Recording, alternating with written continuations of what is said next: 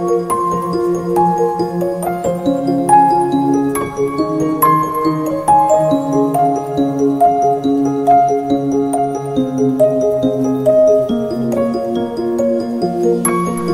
bulan sang Mayo, kinakabig nga bulan sang debosyon sa mahal nga Birhen Maria, ang pinakamatahom nga bulak sa bug-os nga mga kabulakan.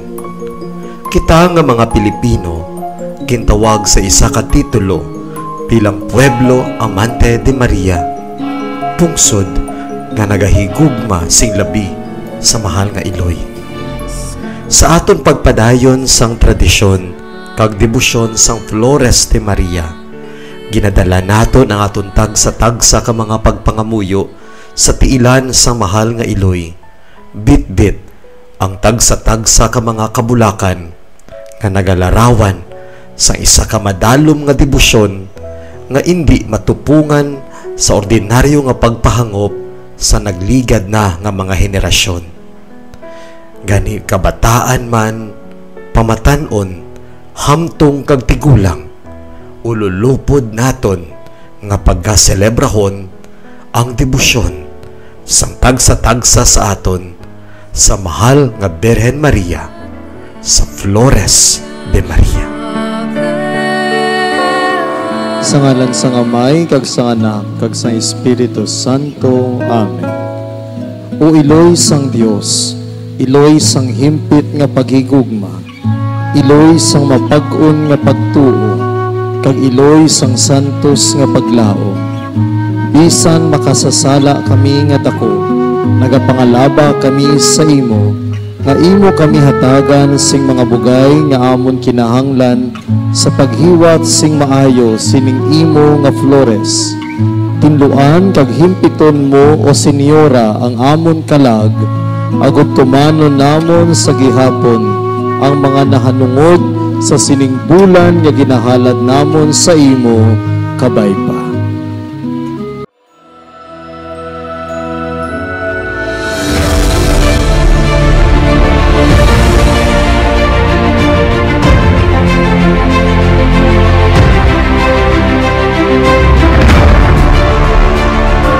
Hello mga Catmates! Ako si Father RJ Palmos, kag kita naman nagapadayon sa aton programa Istorya Sagrada. Ang aton istorya sa sininga adlaw amo ang tuhoy sa pagtawag sang Dios kay Moises. Ang kaliwat ni Jacob nagluntad sing madamo nga tinuig sa Ehipto. Mga mapisan sila, gani nagmanggaran sila, kag may madamo nga mga kaanakan. Nagmuad yun sila kag nagmabakod sa bagay nga napuno nila ang duta. Karon may isa ka bago nga hari nga nagahom sa Ehipto, nang ibabagi siya sa mga Israelinhon tungod kinahadlok siya sa ila kapisan kag kadamuon. Apang sa pihak sang ila kapintas, ang mga Israelinhon nagpadayon sa pagmuad kag pag-uswag. Gani ang paraon nagmando sa tanan niya nga mga ginsakpan. Ihaboy sa suba ang tagsa ka bata nga lalaki nga matawo sa mga Hebreyo, abang pabay-i ninyo ang mga bata nga babayi nga mabuhi.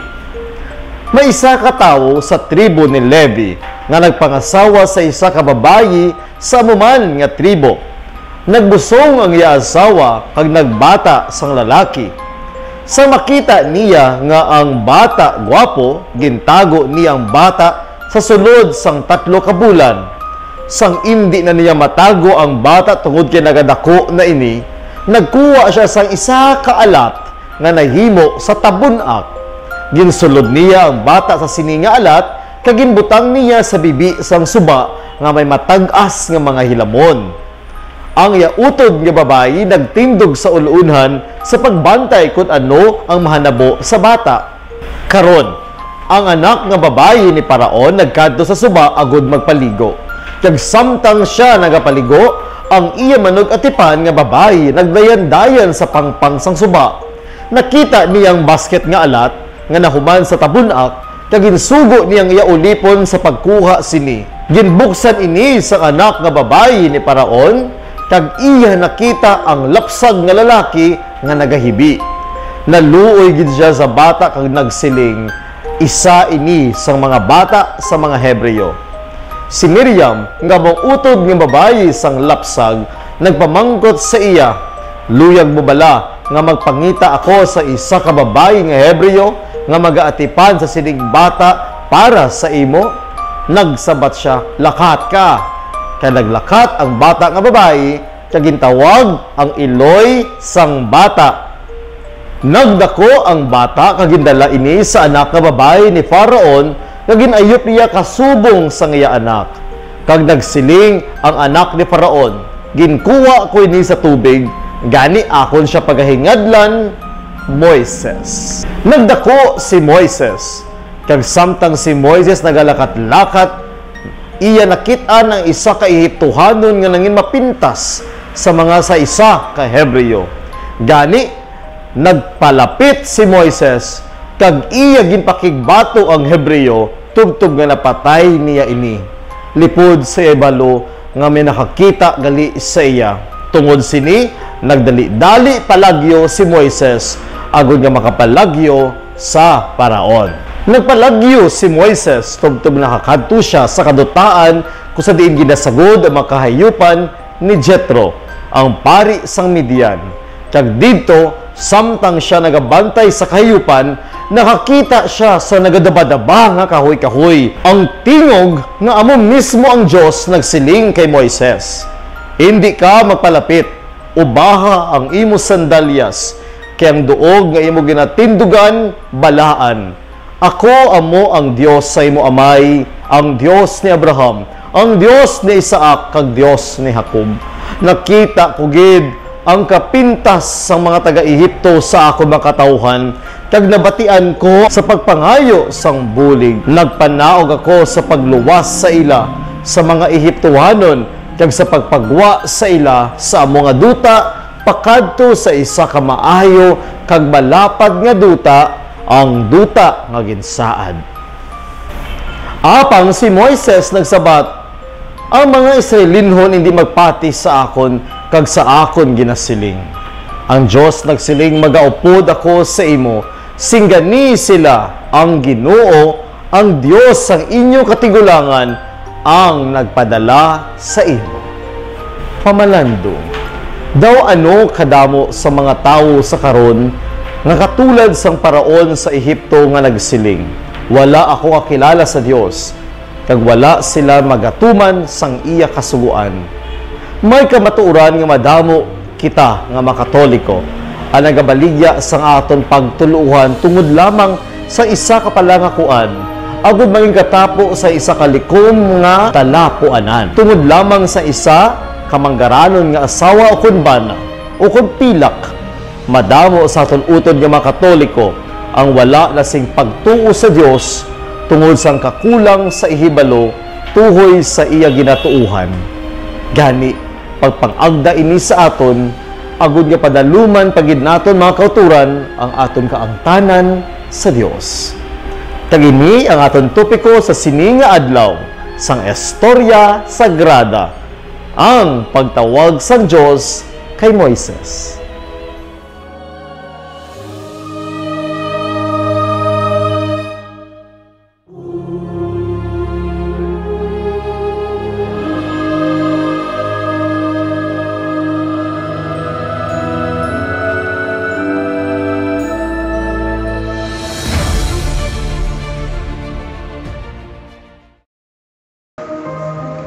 Balasahon gikan sa Ebanghelyo ni San Mateo. Amo ini ang pagkatao ni Hesukristo. Ang iya iloy nga si Maria, kalasalon na kay Jose. Apang sa wala pa sila makasal, nasapwan ni Maria nga nagabusong na siya sa gahom sa Espiritu Santo. Si Jose nga kalasalon sa iya, isa ka tawo nga nagahimo sing matarong. Pero hindi siya luyag nga mahuyan si Maria sa mga tao.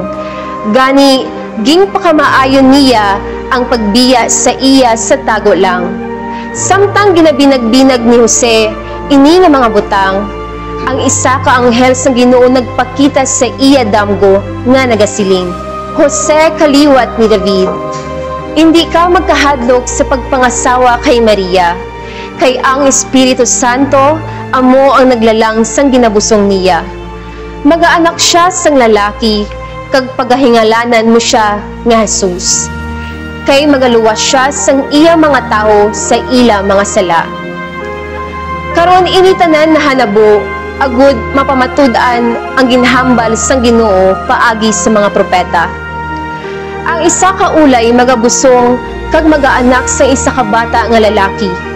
Kag pagatagon siya nga Emmanuel, kun sayuron ang Dios kaupod naton. Gani sang pagmata ni Jose, gingtuman niya ang ginsiling sa anghel sang Ginoo, kag iya ginpangasawa si Maria. Pamalandong, Jose kaliwat ni David, hindi ka magkahadlok sa pagpangasawa kay Maria, kaya ang Espiritu Santo amo ang naglalang sa ginabusong niya. Nagapamatuod ini nga si Maria amo dalaga kag ulay naging tagna ni Isaías nga propeta. Si Jesus ging anak ni Birhen Maria paagi sa paglalang sa Espiritu Santo. Gintuuhan ini ni Jose, kaging tuman ang siling sa anghel, ging pakasal niya si Maria. Paagi sini, natuman ang plano sang Diyos para sa aton kaluwasan.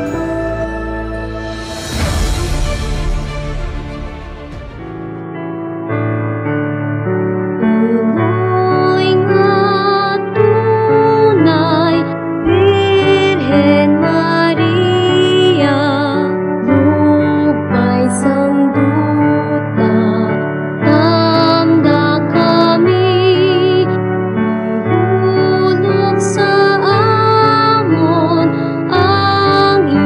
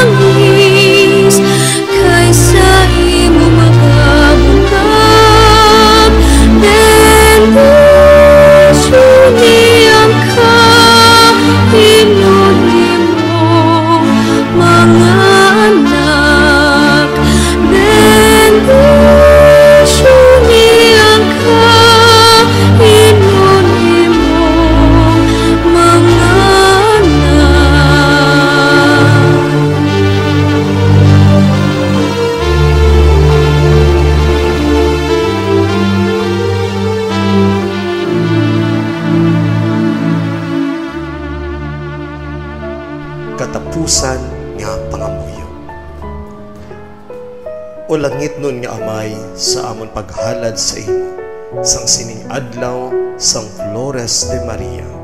Itugot nga amon man mailog ang mga panimuot sang mahal nga iloy sang Dios.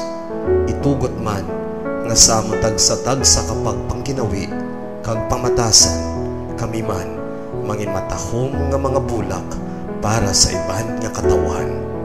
Ginapangayo namo dinhi sa imo, pagi kay Kristo nga amon Ginoo. Amen. Sa ngalan sang Amay, kag sang Anak, kag sang Espiritu Santo. Amen.